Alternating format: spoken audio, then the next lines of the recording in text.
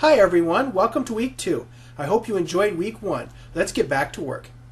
Your exercise, discussion question 1, communicating national interests, will have you do one of two things based on your last name. Make sure that in an initial post of at least 200 words, you complete only the work you have been assigned to do based on your last name. For example, if your last name begins with A through M, you must complete the following. Identify from the course text readings on World War I, World War II, or the Cold War, one example of the timely, effective communication of national interests between international actors and explain what factors made the communications timely and effective. Do that if your last name begins with A through M. Or, if your last name begins with N through Z, you must complete the following. Identify from the course text readings on World War I, World War II, or the Cold War, one example of the ineffective, poorly timed communications of national interests between international actors, and explain what factors made the communication ineffective and poorly timed.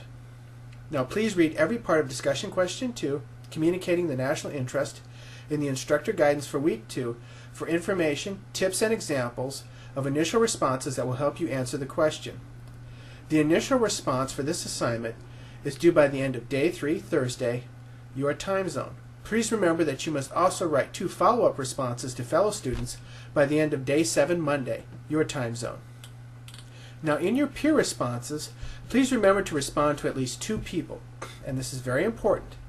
If your last name begins with a letter that appears between A through M, respond to someone whose last name begins with a letter between N through Z. And if your last name begins with N through Z, a letter between N through Z, respond to someone whose last name begins with A through M. Now for your paper assignment this week, assignment 2, Levels of Analysis and the Crisis in Syria, you will read chapters 2, 3, and 4 of the textbook and the assigned report from the Congressional Research Service entitled Armed Conflict in Syria, Overview and U.S. Response.